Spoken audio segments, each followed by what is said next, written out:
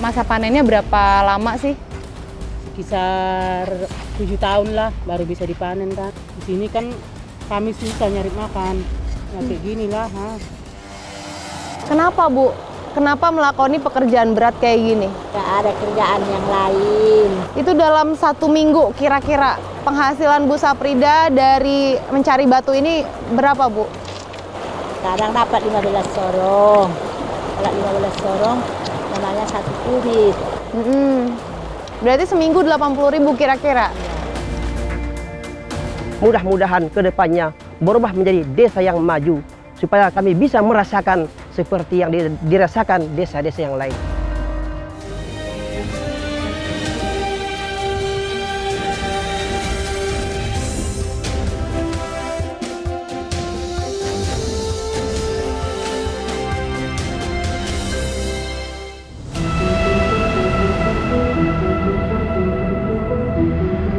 Perjalanan kami kali ini menyambangi sebuah kabupaten yang menjadi batas wilayah antara Sumatera Utara dengan Sumatera Barat. Kabupaten Mandailing Natal atau disingkat Madinah menyimpan keunikan tersendiri. 100% penduduknya merupakan penganut Islam. Namun, nama daerah mereka sama dengan hari raya umat Kristiani. Rupanya, Natal di dalam bahasa suku Mandailing berarti Natarida atau yang tampak. Tujuan kami di Tanah Madinah berada di Kecamatan Panyambungan Timur yang meliputi 15 desa. Kami bertolak menuju desa terakhir di kecamatan ini yang paling sulit diakses karena faktor jalan buruk. Kami mengawali perjalanan dari desa Huta Tinggi untuk menuju ke desa Banjar Lancat, yaitu desa terluar yang ada di Kecamatan Panyambungan Timur. Selamat datang di Indonesiaku.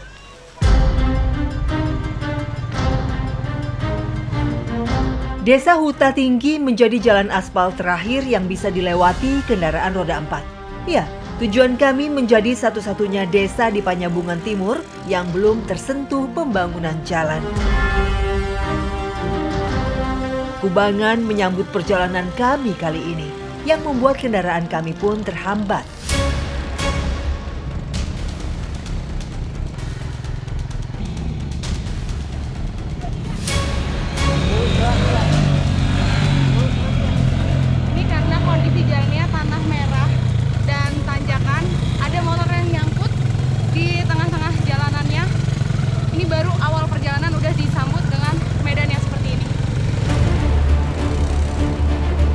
Seperti inilah gambaran yang kerap terjadi ketika melintas di sini.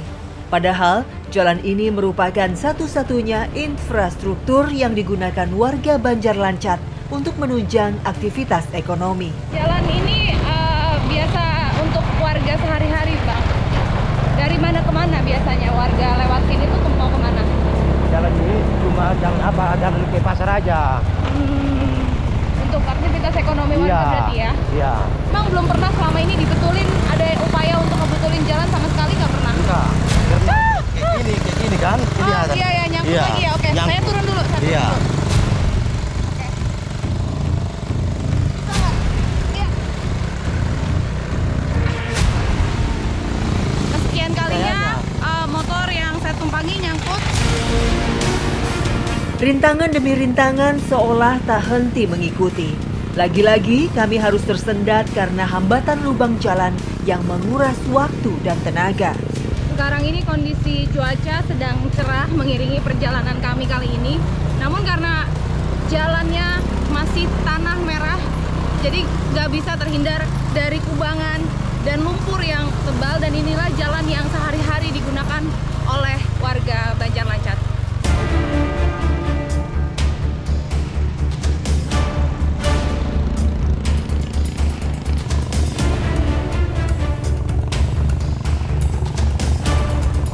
Usai menempuh perjalanan menantang, kami pun tiba di desa terluar yang menjadi ujung batas Sumatera Utara. Akhirnya sampai di Banjar Lancat. Kalau kondisi jalanan normal dan bagus, seharusnya jarak sekitar 6 km itu bisa ditempuh hanya dengan waktu 20-30 menit aja. Tapi karena kondisi jalannya buruk seperti yang kita lewatin tadi, ini kita sampai di Banjar Lancat dalam waktu 1,5 jam.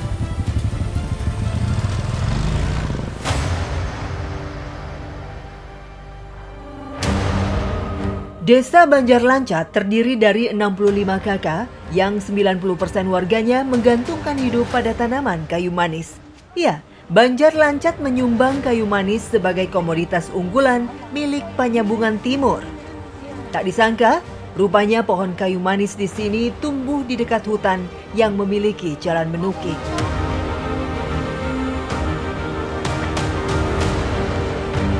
Ini perjalanan kita ke kebun ini curam menurun. Di situ ya Bu ya. Jadi ini jalanannya licin banget, berlumut. Perlu sangat hati-hati supaya nggak kepleset ke jurang di situ. Untuk mencapai satu pohon saja, terasa amat besar perjuangan kami. Rintangan belum selesai di jalan yang menurun saja. Kami pun harus menyeberangi sungai deras demi memanen satu pohon kayu manis. Jadi untuk sampai ke kebun kita harus nyebrang sungai dulu, nggak ada jembatannya, aliran airnya tuh deras banget dan batunya licin. Jadi harus benar-benar hati-hati. Saya nggak kebayang ini yang sehari-harinya dilakoni sama ibu-ibu di sini.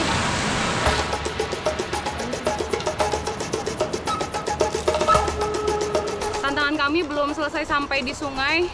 Ternyata pohonnya ini ada di lahan yang konturnya menurun. Jadi ini miring banget dan ini kayu manis yang akan kami ambil. Kayu manis biasa tumbuh di dataran tinggi. Satu pohon besar ini baru bisa dipanen setelah 7 tahun masa tanam.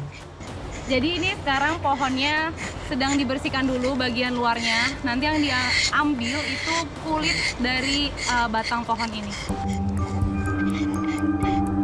Warga desa Banjar Lancat mulai menyadari potensi kayu manis sekitar 10 tahun ke belakang. Tak ada perawatan khusus yang dilakukan. Saat tiba waktunya mengambil kulit kayu manis, mereka saling bergotong royong untuk memanennya.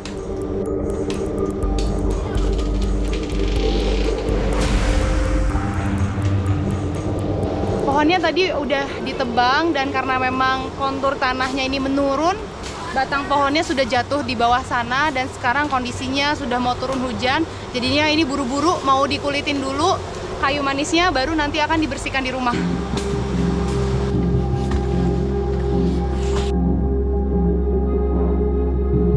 Ibu sehari-hari memang mengambil kulit kayu manis seperti ini? Iya. Sudah berapa lama Ibu? Udah 9 tahunan lah. Sekitar 9 tahun? Udah lama ya Bu ya? Ya udah lama. Kalau sekarang Ibu ngambil kulit kayu manis ini, masa panennya berapa lama sih? Sekitar 7 tahun lah baru bisa dipanen kan. 7 tahun pohonnya tumbuh baru bisa dipanen. Berarti pohon di sini sudah lama sekali ditanamnya Bu ya? Ya udah. Kalau Ibu di rumah, biasanya kalau belanja kebutuhan Ibu apa aja sih? Barulah kalau di kampung kami ini semuanya pula serba ada. Enggak, orang jualan ke sini pun susah. Naik mobilnya kan ke sini becek, banyak lubang-lubangnya. Jadi susah lah orang jual pun ke sini. Awak di sini makan apa adanya lah. Gitu. Kalau untuk memenuhi kebutuhan sehari-hari, kira-kira gimana Bu dengan penghasilan Ibu dari kayu manis? Cukup nggak? Ya nggak cukup kalau cukupnya. Terus gimana caranya Ibu bertahan hidup dari pendapatan yang Ibu hasilkan dari kayu manis? Ya cukup-cukupin lah. Pernah nggak Ibu punya pengalaman terpeleset, jatuh di sungai atau apa? Pernah punya pengalaman gitu? Ya sering. Sering? Bu? Namanya cari makan kan. Di sini kan kami susah nyari makan. Ya kayak gini lah. Ya harapan kami itulah. Supaya jalannya maunya diperbaiki gitu. Jalan ke kampung kami kan jelek. Jadi mobil pun nggak ada yang bisa ke sini. Ya mohon bantuan lah sama presiden, sama gubernur kan, supaya jalannya diperbaiki.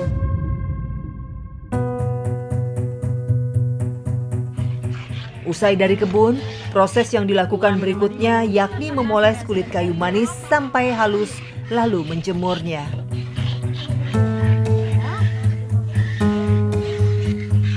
Aslamiyah adalah satu dari ratusan warga Banjarlancet yang sangat terdampak karena buruknya prasarana jalan. Tak ada pilihan bagi mereka, harus tegar menjalani hidup serba kekurangan. Mengambil kulit kayu manis seperti ini, terpaksa ia lakukan demi mendapat upah yang tak sepadan. Ini kayu manisnya sudah siap untuk dijual. Jadi rupanya ibu-ibu di sini itu tidak mengambil dari pohon milik sendiri. Artinya ibu-ibu ini diupah, dan upah yang didapat itu 1 kilo dari hasil kayu manis yang akan dijual Rp2.000 aja. Kalau tadi pohon yang kita ambil sekitar kira-kira berapa? 5 kilo ya Bu ya? 5 kilo. Kira-kira 5 kilo, tapi kita lihat nanti di penampungnya setelah ditimbang ini dapatnya berapa. Kini, 1 kilogram kayu manis hanya diberi harga Rp15.000 saja. Usai ditimbang, kulit kayu manis yang berhasil kami kumpulkan bobotnya 4 kilogram, setara dengan Rp60.000. Artinya, masing-masing ibu hanya mendapat upah Rp8.000 saja hari ini. Sungguh ironi. Makasih ya Pak.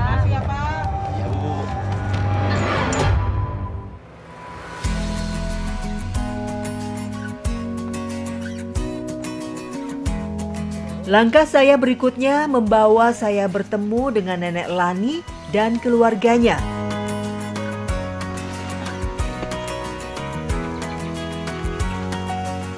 Rupanya, sebagian kecil warga di sini memanfaatkan cairan nira yang keluar dari batang pohon palem untuk diolah menjadi gula merah.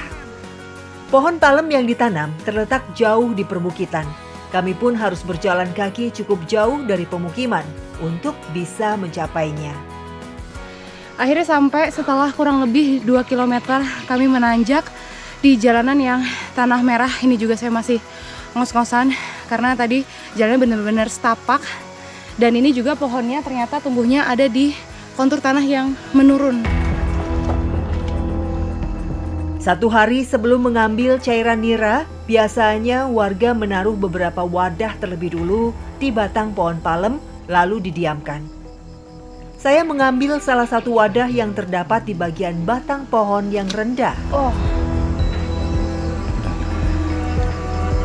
Ternyata ini sudah ada wadah yang didiamkan selama 1 malam ya Pak ya, di sini, dan nanti ada juga cara mengambilnya yang manjat ke atas pohon. Ini saya ambil wadahnya dulu, udah ada isinya ini arennya.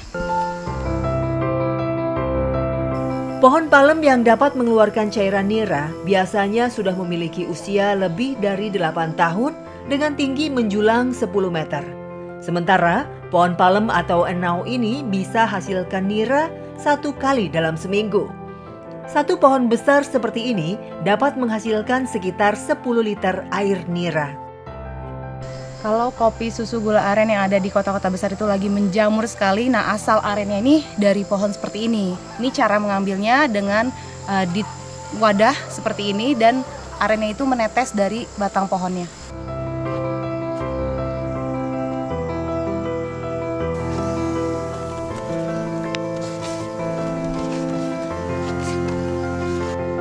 Setelah dari kebun, kami pun membawa wadah yang sudah berisi cairan nira untuk segera diolah.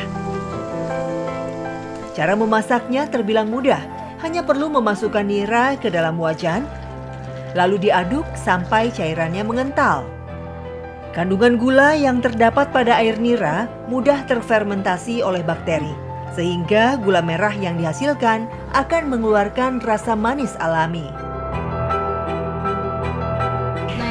Arennya dimasak di atas panci yang besar, masih menggunakan kayu bakar, jadi mengeluarkan asap yang sangat pedih banget ke mata. Ini masaknya kami harus tunggu sekitar 4-5 jam baru bisa matang. Nira aren yang sedang dimasak ini harus rajin diaduk agar tidak gosong dan mencegah hasil gula terasa pahit. Ketika mendidih, nira yang panas ini hendak mengeluarkan buih.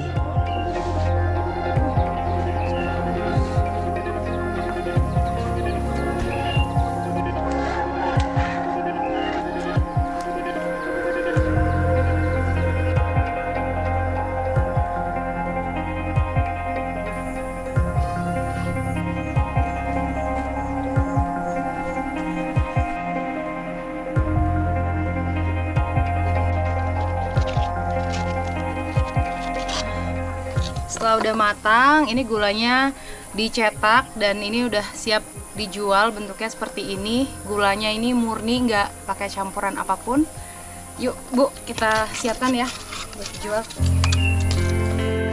Upaya yang dilakukan ini semata-mata untuk mendapat penghasilan tambahan demi menyambung hidup. Gula merah yang sudah jadi dijual keliling kampung oleh Nenek Lani dan anaknya. Sulitnya kebutuhan sembako berupa gula pasir membuat warga masih mengandalkan gula merah atau gula aren. Namun, hal ini menjadi berkah tersendiri bagi keluarga Nenek Lani. Sebab, kini sudah tidak banyak lagi warga yang mengolah cairan nira seperti dirinya.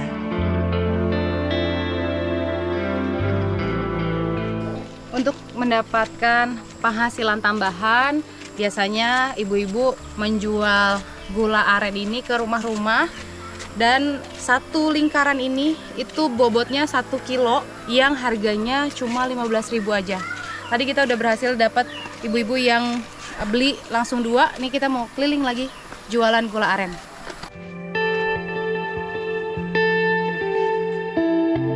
Saya yang berjuang. Jadi biar capek terus